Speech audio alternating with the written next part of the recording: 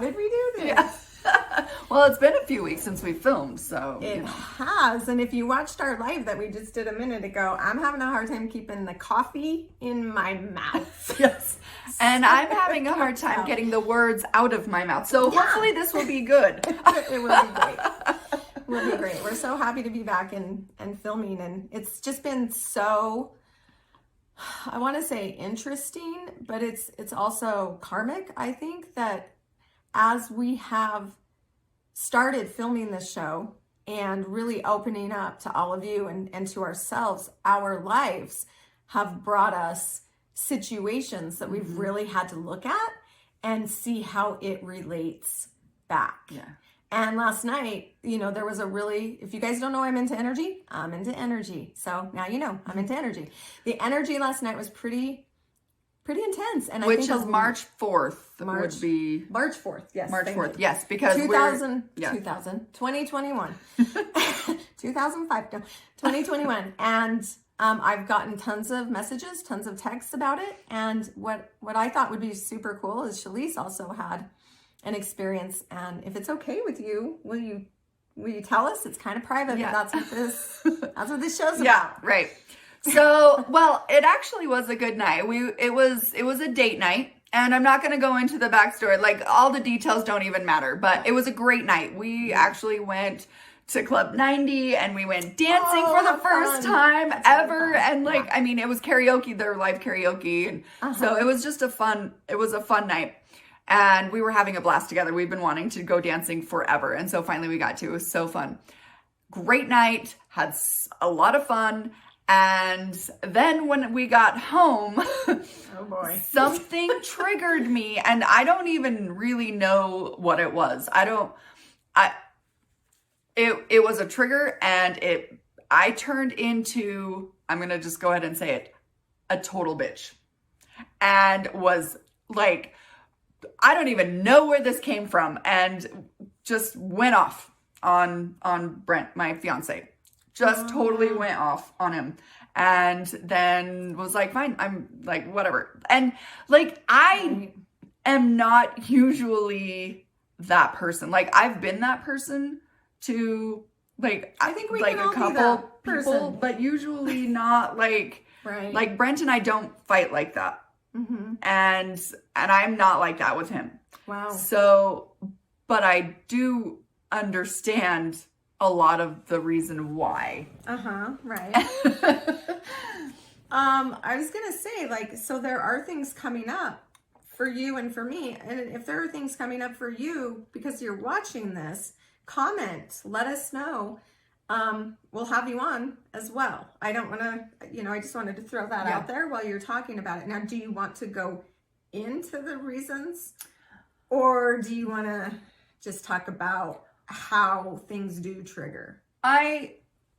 I don't want to go into the details and the reasons because that does get into the weeds a lot. Like, I mean, we can go clear back to my childhood of a lot of why this came up and and I'm actually at this point, I have a really hard time accepting when I'm like this because of the work I've done. And I think this is something that is important to talk about too, because of a lot of the work I've done. So much healing work, so much shadow work. We can talk, and and that dark, deep stuff that has been so painful. But for me, it's still, and it's exhausting sometimes when I realize that I'm like, I'm still having these reactions to something that's so stupid. And these triggers, haven't I dealt with this already? And even this morning, I was like, I'm tired. You're having a hard time loving yourself. I am having a hard time, and I'm beating myself up for it. And so, and I know we all do that. We all do that. I was going to say, there are a few things I'm thinking as you're speaking. I think, so I'm going to say right now, I don't want to minimize anything anyone has been through at all, because everyone has lives that are challenging, and we have to learn and grow, and everyone has some trauma. I think when you have something as traumatic as what you've had and what I've had and what a lot of you have had as well, the people that come into our lives to love us have a different sort of, I'm going to say, challenge as well. Yeah. Because it goes so deep, and we have had to do so much work to, I'm just going to be like totally honest, to stay alive. Yeah. Like I've had to do work to not just tap out. Because sometimes the pain is so harsh and strong. And intense. Like when you were talking, so like I just got like this wave of like I almost started crying. Right. Just like thinking about it, because it does. And in our last episode, we were talking about things, triggers, things that people say, and how things are magnified. Right. And how you can't say anything right because everyone's trigger's different. Yes, like, exactly. Yeah. So it's one of those things. And the thing is too, that the people that you were just saying, like, that come in to our lives to love us through these moments and these transitions, like I want to give a shout out to Brent, because he is so good. And I bring up this stuff and I talk about it and I dive deep, and he does. He's like, why would I not? And I'm like, thank you for loving me. Like and this morning I was being a victim and I was like, I don't deserve you. And it was so stupid. And I know that it was stupid, but in the moment, like that's what I was feeling. And he just held me and said, I love you. This is why I'm here. I'm here for you. You're here for me. We're helping each other through these moments. And it was a really powerful moment for me, because I'm like, I am still capable of being loved, even, and I know this, but like it was just that reminder. I think how many of us actually struggle with that? That's one of my, I've started doing like affirmations in the morning, kind of like I believe in them, and I don't. They help. What I think affirmations do is they help us pay attention to our life, and one of them is like, I am worth it. Like I'm worth it right now. I am worthy of anything. I am worthy of being loved. I am worthy, because I would say most of us don't think that. So when you look at me and go, well, I know I'm worth being loved, you only know that because of all the work you've had to do. Like most people, if you really ask them, if they have to say that sentence, I am worthy of being loved, they're going to feel inside of them some doubt. Yeah. So I think it's powerful that you're on here speaking to it. Yeah. How many people say, I don't know, I didn't feel worthy of being loved? Yeah. It's funny that you actually say that, because my dear friend Holly, that I'm doing the retreat with, Holly Hope, she does a lot of emotion work, and she does not like the I am statements for affirmations. She does I feel. Because the I am, there's the, and it's this whole process. It's really cool. Right. But she says, because when you say I am, there's a part of you that does doubt it, what you just said. And so then it's triggered, I'm lying to myself right now. I think that trigger is cool though, because it really shows me what I have to pay attention to during the day. And that's a good point too, and that's a really cool thing to bring up, because it's like, that's why I love these conversations. I'm going through my system, and as I'm saying these, and I'm like, do I feel that? Do I not feel that? And then it gives me direction as far as into the day, what I want to tap into, where I want to go. One of them's like, I am worthy of living an abundant life, and that one's hitting me, where I'm like, am I? I don't know if I am. So it's like, well, what do I have to do? Go freaking work. Throw some sessions out there. Network.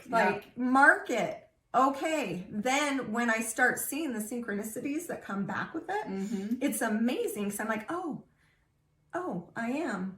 Yeah. So I want to try the I feel too. So tell me what the I feel does. That's cool. So I love hearing all these things. I know, I love it too. Well, the I feel just makes it, so what she does is she takes out the negative emotions, and when you take out negative emotions, you need to replace them with positive ones.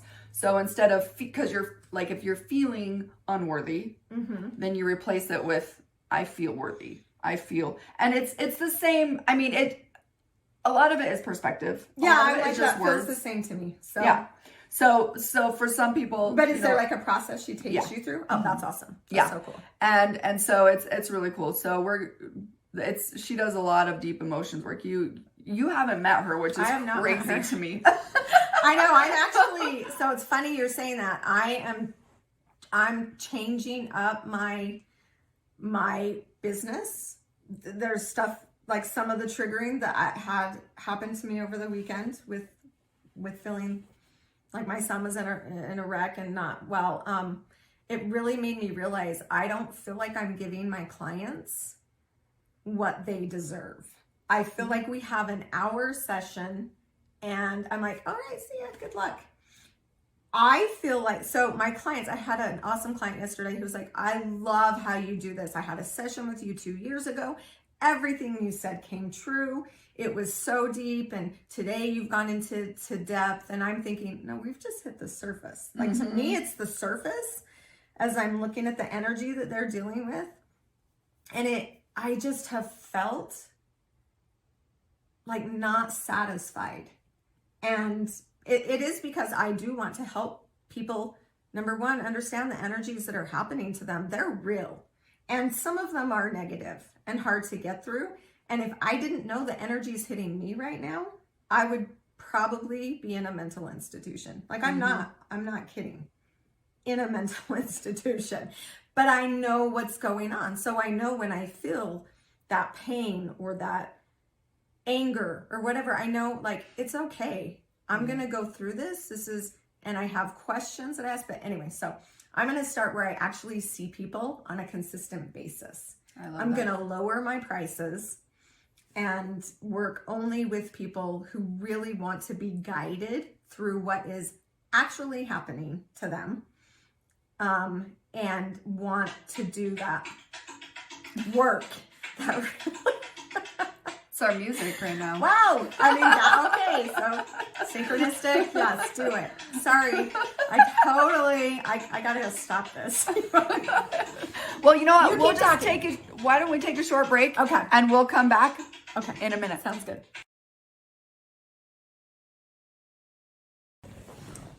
Hey, everyone. Welcome back. Sorry. You're fine to keeping it real. With Susan. And Chalese. Yay.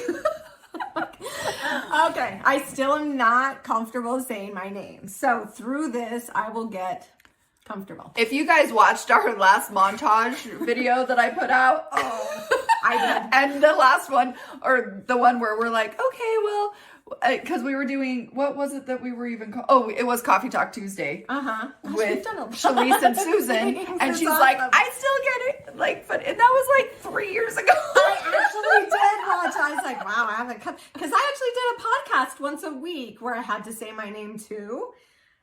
I didn't get there. Clearly, I didn't get there. Yeah. Okay. Where we left off, though, I thought was super cool. I was blabbing. But like, I thought it was a cool place we got to with Chalese, where she was talking about the shadow work and triggers that came up. And we talked about like people that come into our lives to love us. And I think that's kind of a general, because everyone has, I'm going to say it, everyone has shit. Mm-hmm. So it's like this special kind of love where you have to come in and be really open to what their triggers and whatnot are. But a question I wanted to ask you was, so when you're triggered like that and you're having an experience and you feel like you know what it's from, how does it stem back to the death of your son? Your beautiful, beautiful son. Oh, my baby. Actually, the thing is that, and I, it's so hard to admit this, but I mean, That's it really is, because everything takes me back to that. Everything does. And I get that. and especially like big things. And when I'm sitting there and I pull my victim card and I'm saying like this, and there's I mean, it's not just the death of my son that I've dealt with. Like I have a lot of trauma in my life, and it doesn't always, it brings me back to other pieces of trauma that I've dealt with and that I've experienced. But because of that, because of my son, I feel that it's magnified.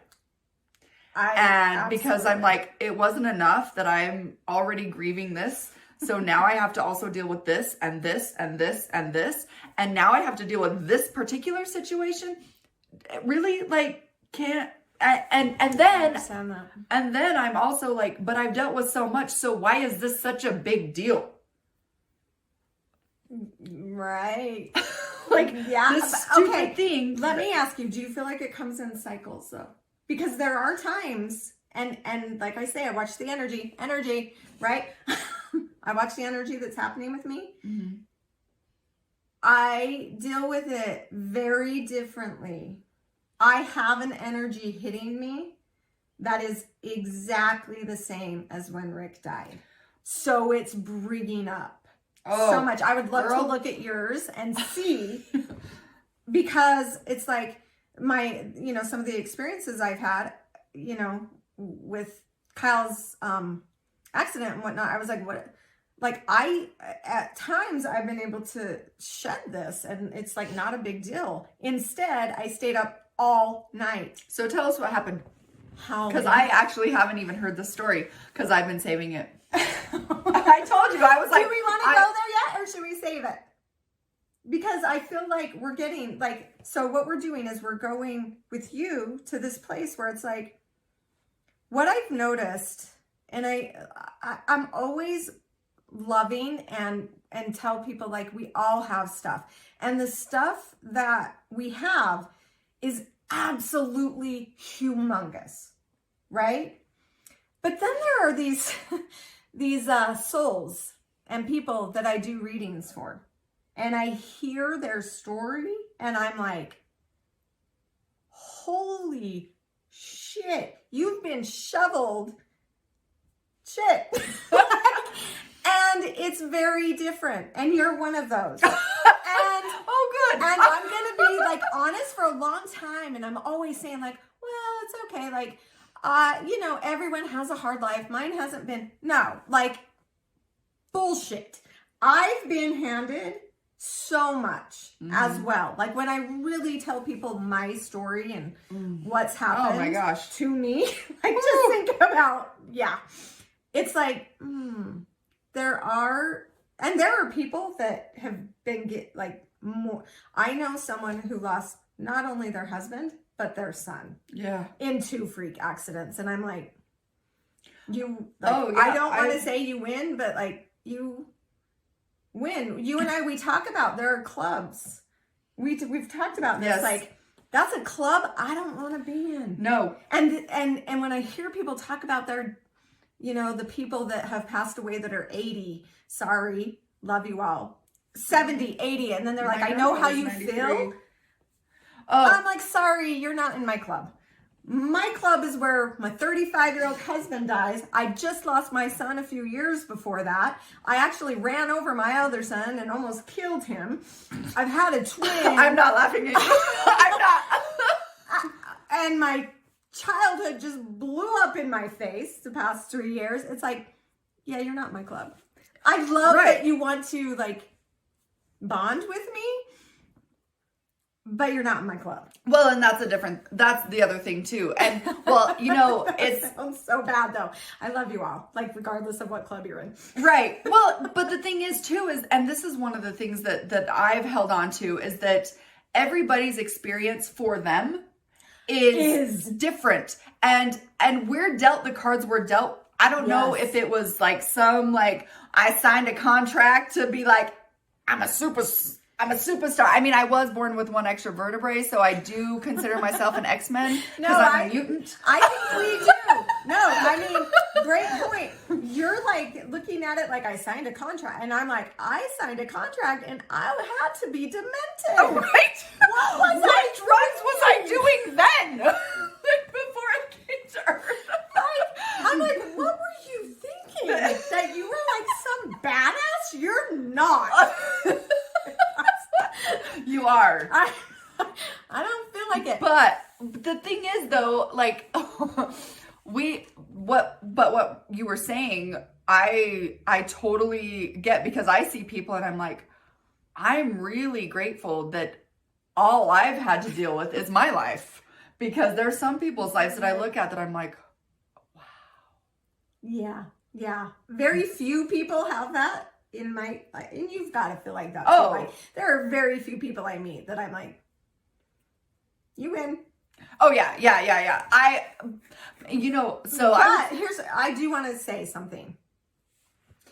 Because I go in, I'm intuitive, I have sessions with people, I feel them. Like, I can feel them intuitively. And I will say what they've had to deal with, even if it's not on the magnitude of what we're talking about, feels in them. Yeah.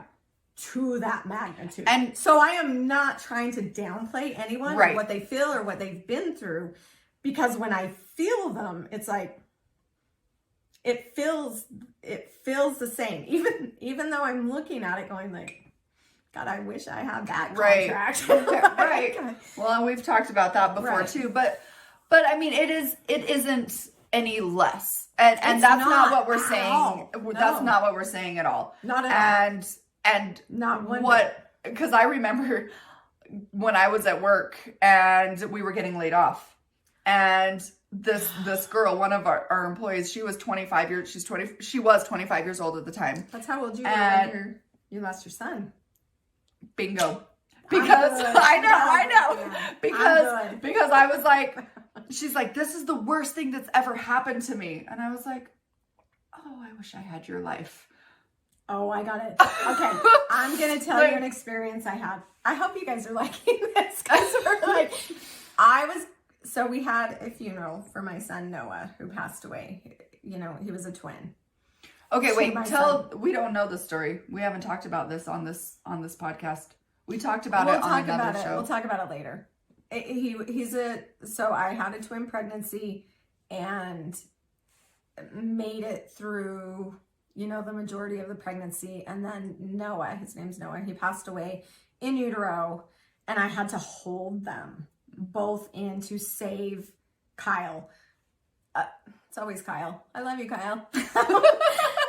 There's a whole lot to that story, because it's like, there was at one point in the pregnancy where they told me I was going to have to choose. Like, I had to selectively reduce one of them. And miracles happened, but then not miracles happened as well.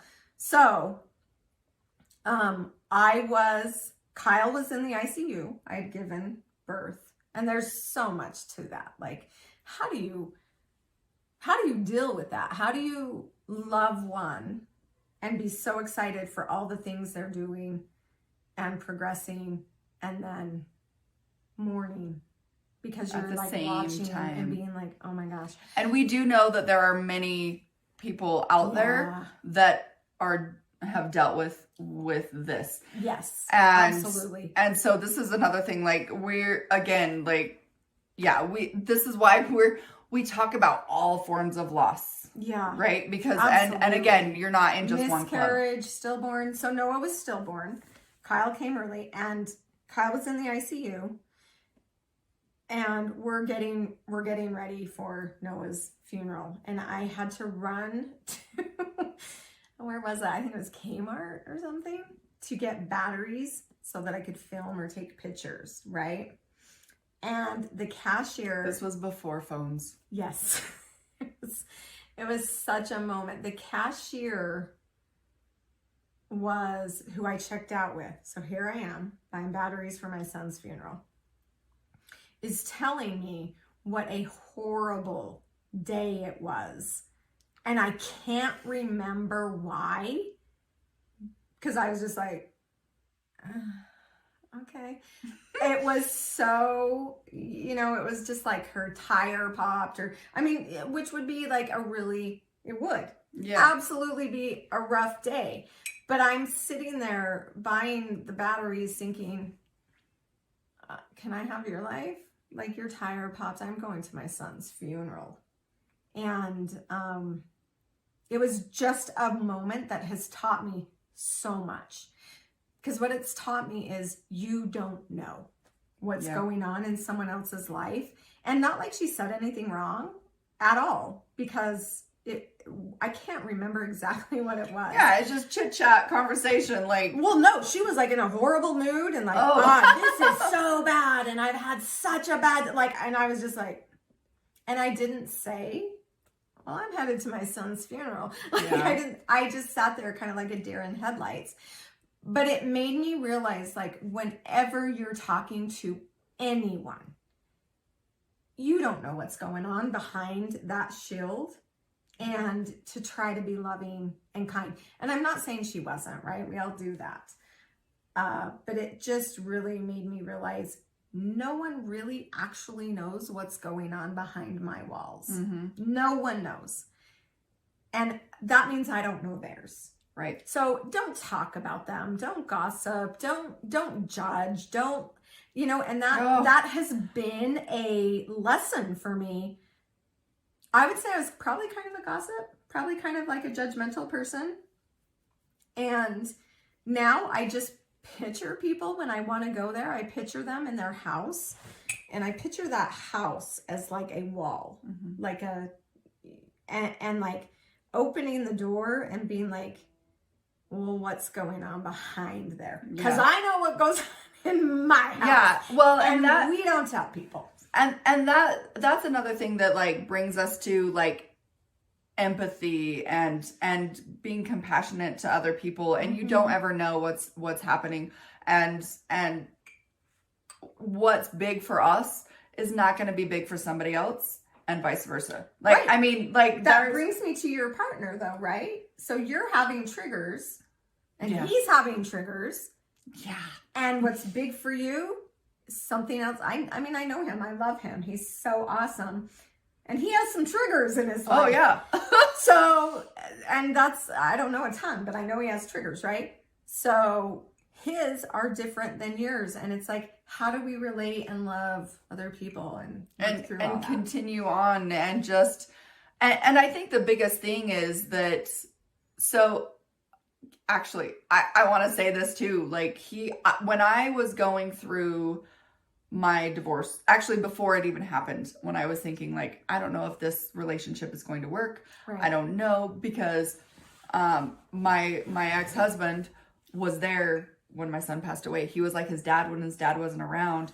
He meant me and still means, like, he's the dad of my kids. Like, I'm connecting the dots. Yeah, he means so much to me.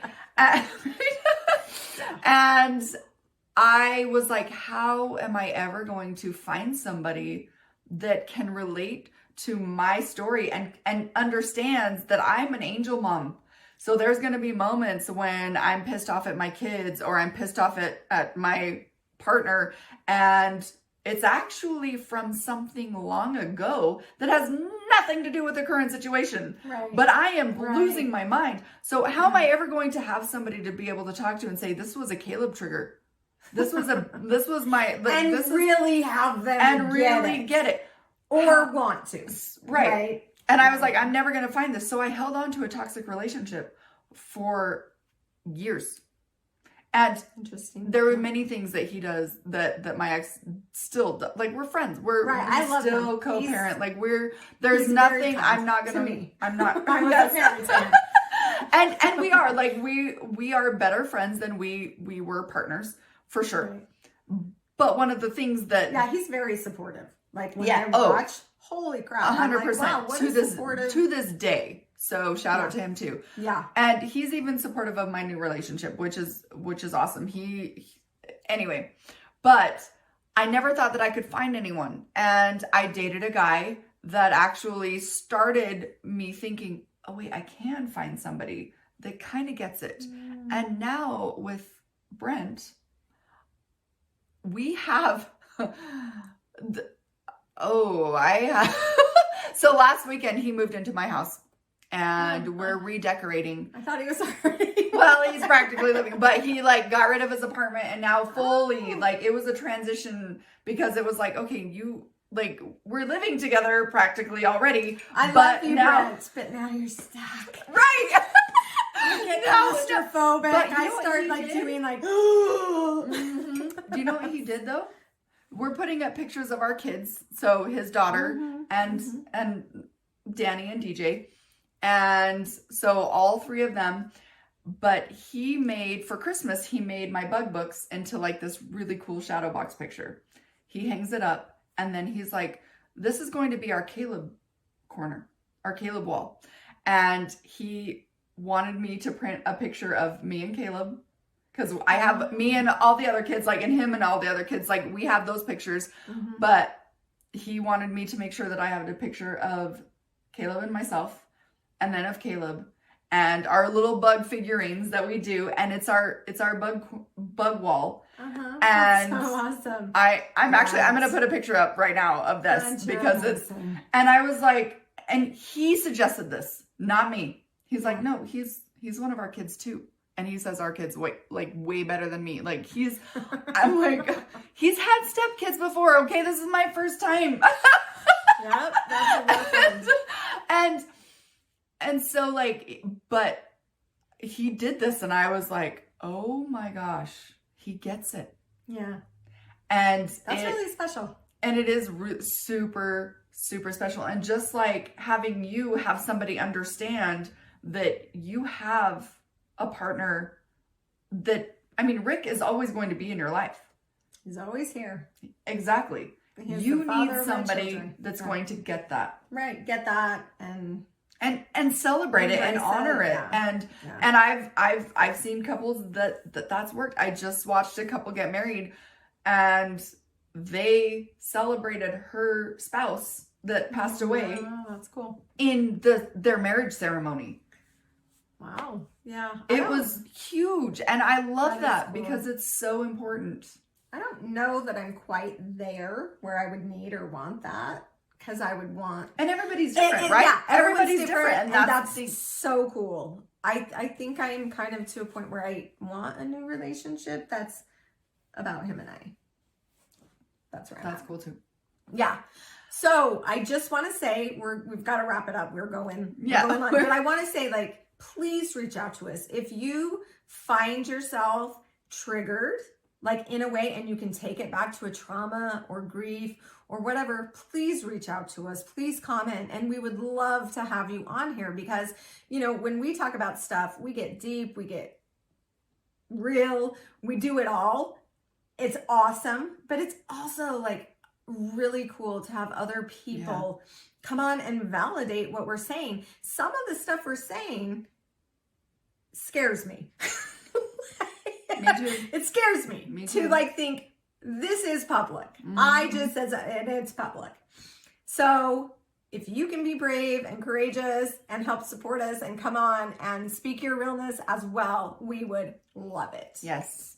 Please. And next week is St. Patrick's Day week. Well, we're going to be a day before, but we are going to be talking about some of the reasons why in the story I started to tell at the beginning of this actually happened and how we cope with it and some of those other triggers and shadow work that we're doing with that. Because absolutely. I'm so excited. Yeah. So remember, I please. want green now. It's so good. Like Chalese is awesome. So good. Like she looks at the calendar. I'm like, I don't even know when this is ending.